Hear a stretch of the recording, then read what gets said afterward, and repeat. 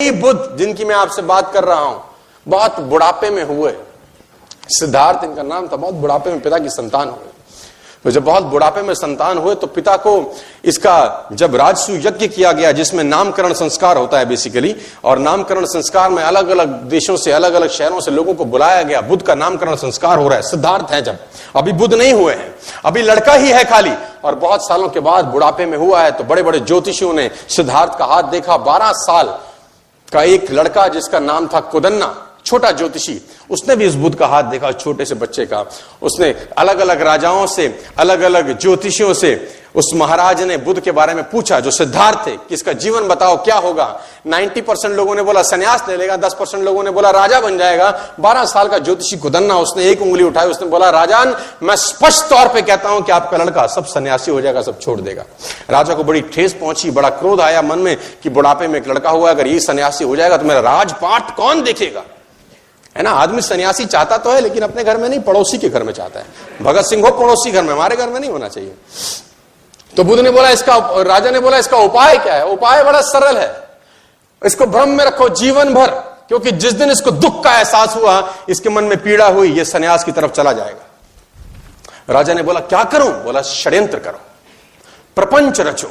कैसे। बोला जिस महल में रहता है गर्मी है ते सर्दी एहसास ना हो, सर्दी में गर्मी का एहसास ना हो, इसको शराब पिलाओ, लड़कियों से घेरे रखो, इसके इर्द गिर्द झूठा संसार रखो, इसको पता नहीं चलना चाहिए कि दुख नाम की कोई चीज होती भी है। बूढ़े व्यक्ति को इससे दूर रखो, मृतशैया को इससे दूर रखो, सूखा पत्ता इसके बाग में दिखना नहीं चाहिए क्योंकि ये चीजें इसको आकर्षित करेंगी संन्यास लेने की तरफ। राजा ने प्रपंच किए। और मैं बताना चाहूंगा आपको, मैंने इतिहास पढ़ा है कि अलग अलग ऋतुओं के लिए सिद्धार्थ के लिए अलग अलग घर बनाए गए। सर्दी के लिए अलग घर, गर्मी के लिए अलग, बरसात के लिए अलग। और बाग में उसके 24 घंटे 12 के 12 महीने उसके जो बगीचे में जो उसके जो माली थे वो 12 के 12 महीने बागवानी करते थे। पीला पत्ता उसमें अलाउड नहीं था क्योंकि पीले पत्ते को देखकर सन्यास जाग सकता है। और ये चलता रहा। और वो दिन आया जिस दिन कुछ होना था बड़ा। कहते हैं जो ईश्वर ने आपकी तकदीर में लिख दिया उसको तो कोई खुद नहीं बदल सकता। सिद्धार्थ को एक युवक महोत्सव में भाग लेने जाना था। उस युवक महोत्सव का उद्घाटन युवराज ही करते थे। डुंडी पीटी गई, मुनादी कराई गई पूरे शहर के अंदर कि जिस रास्ते से सिद्धार्थ निकले, खबरदार कोई बूढ़ा व्यक्ति नजर नहीं आना चाहिए, खबरदार कोई साधु ना दिखे, खबरदार कोई मृत्युशैया वहां से ना गुजरे। और पूरे के पूरे रास्ते से पीले पत्ते हटाए गए, हरे हरे बाग, ताकि बुद्ध को वो सब वैसे का वैसा लगे जैसे वो अपने महल में देखा करते थे। और वो महल से बाहर निकले, जो सारथी था वो सारथी बुद्ध को लेकर निकला, सिद्धार्थ को लेकर निकला। और निकलते निकलते निकलते निकलते आखिर वो घड़ी आ पहुंची। सिद्धार्थ ने पहली बार एक बूढ़े व्यक्ति को कुंभ करते हुए देखा जो झुक के चल रहा था। सिद्धार्थ ने सारथी को बोला रथ रोक।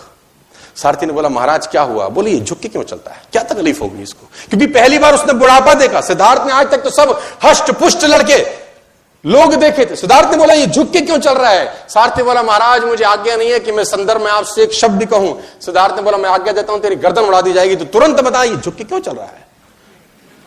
सारथी ने बोला महाराज ये बूढ़ा हो गया है, ये बुढ़ापा है। सिद्धार्थ बोला वो होता क्या है। बोला ये जवानी के बाद की एक अवस्था होती है, आप अभी जवान हैं, कुछ समय के बाद आप भी। सिद्धार्थ ने बोला मैं भी बूढ़ा हो जाऊंगा। उसने बोला सबको होना होता है।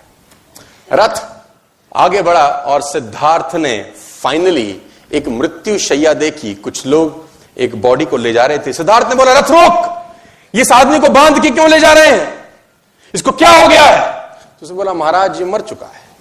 बोला ये क्या होता है। बोला ये बुढ़ापे के बाद की अवस्था है। बोला एक दिन क्या मैं भी मर जाऊंगा। सारथी ने बोला जो आया है सो जाएगा, राजा रंक फकीर, जो आएगा वो जाएगा। रथ आगे गुजरा तो सिद्धार्थ ने फाइनली वो लास्ट में वो देखा जो उसको देखने के लिए मनाही थी। सिद्धार्थ ने अपनी आंखों से एक सन्यासी को गेरुए वस्त्र धारण किए चलते देखा। तो सिद्धार्थ ने सारथी से बोला इसने इस रंग के कपड़े क्यों पहने हैं। अब तक तो सिद्धार्थ ने वो राजसी ठाट बाट देखे थे, ये गेरुए वस्त्र में आदमी कहां जा रहा है और ये कौन है। ने बोला महाराज ये सन्यासी है, इसने सब छोड़ दिया क्योंकि जिंदगी में दुख है, तकलीफ है, क्लेश है। सिद्धार्थ ने बोला रथ रोक, लौटा ले।